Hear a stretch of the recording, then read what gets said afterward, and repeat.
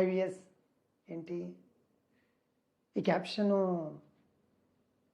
నాకు వర్తిస్తుందేమో అని ఆలోచిస్తున్నారుగా. ముఖ్యంగా ఇది ఎవరంటే అండి, మెడిసిన్ అయితే ఫస్ట్ ఇయర్ సెకండ్ ఇయర్ చదివే అబ్బాయి, ఇంజనీరింగ్ కూడా same first year second year, కొందరేమో డిగ్రీసు, ఇంకొందరు ఎంబీఏ.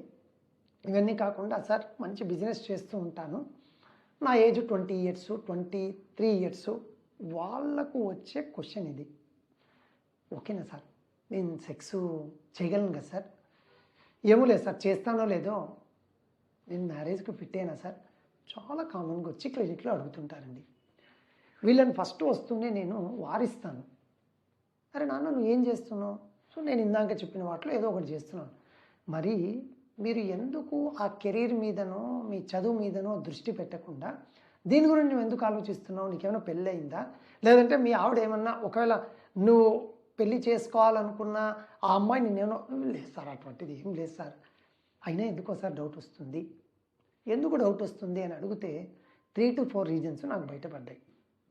సార్ ఇంతకుముందు నాకు ఉదయం పూట మార్నింగ్ ఎరెక్షన్స్ అంగం గట్టిపడేది బాగుంది సార్, ఈ మధ్యలో తగ్గింది సార్, చేస్తానో లేదో సెక్స్ అని డౌట్ వచ్చిందని ఒకతను అంటాడు.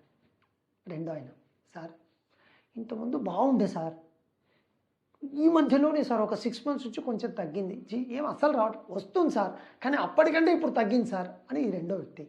మూడో ఆయన చూడండి, సార్ గర్ల్ ఫ్రెండ్ క్లోజ్ అయిందా సార్, డేటింగ్ అడిగితేను ఓయోకి వెళ్ళింటిలే సార్, ఫస్ట్ టైం సార్, ఏం టెన్షన్ ఉందో తెలియదు కానీ సార్, అంతా పోయినాను 2 నిమిషాల్లో కేల్కతం దుకాణం బంద్ అని సార్, ఏం జరగలేదు సార్, వచ్చేసింది సార్.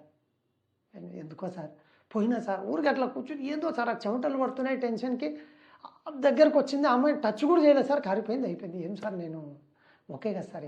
ఈయన మూడో వ్యక్తి. ఇట్లా ఈ స్టోరీస్ రకరకాలు ఉంటాయి. ఈ చిన్న ఉదాహరణలు మీకు క్యాచ్ చేస్తారని చెప్పాను.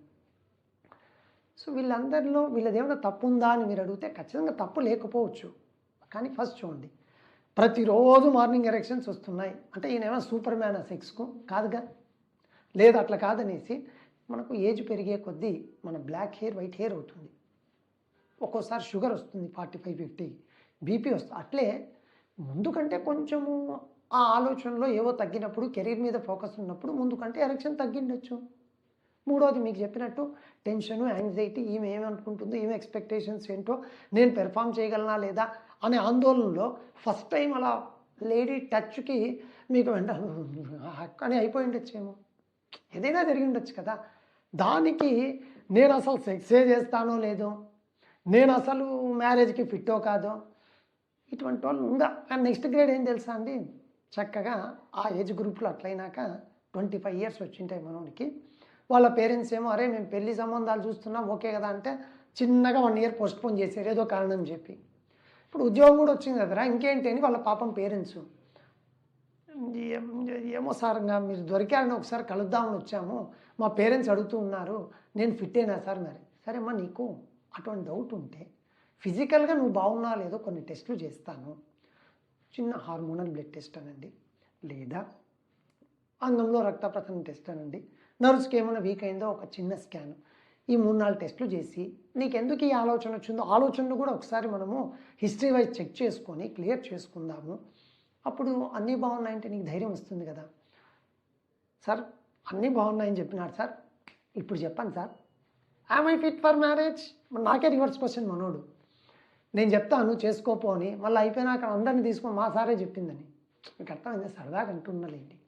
అంటే నీకు సంబంధించిన ఏజ్లో చక్కగా కెరీర్ మీద ఫోకస్ చేసి వీటికి సంబంధించిన డౌట్స్ ఏమన్నా ఉంటే నేను చేస్తానో లేదో, లేదా నేను మ్యారేజ్కు ఫిట్టో కాదో అనుకుంటే మన క్లినిక్ వచ్చారంటే నేను చిన్నపాటి టెస్ట్లు అండి, ఎక్కువ కూడా చేయను, మీరు అడిగినా చేయను, మామూలుగా టెస్టులు చేసి చిన్నది ఏదైనా ప్రాబ్లం ఉన్నా రెక్టిఫై చేస్తే మీకు కాన్ఫిడెన్స్ పెరుగుతుంది.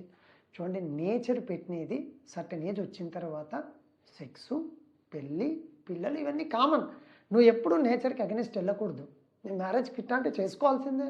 అంటే మ్యారేజ్ చేసుకోకుండా ఏదో కొంచెం సెక్స్ పవర్ లేదని భార్య నుంచి వచ్చే హెడేక్స్ తప్పించుకుందామనేనా? అందరూ ఆ ఫేజులు ఫాలో కావాల్సిందే, ఆ ఫేజులు అందరూ కూడా ఫేస్ చేయాల్సిందే, తప్పదు మరి. సో ఎస్, మీకు ఇంకా నేను చేసుకోవచ్చా లేదా, నా సెక్స్ పవర్ బాగుందా లేదా అనుమానం ఉంటే చక్కగా రండి, సంబంధించిన టెస్టులు చేద్దాము, చక్కటి పరిష్కారం ఇచ్చేద్దాము. Thank you. ఎస్.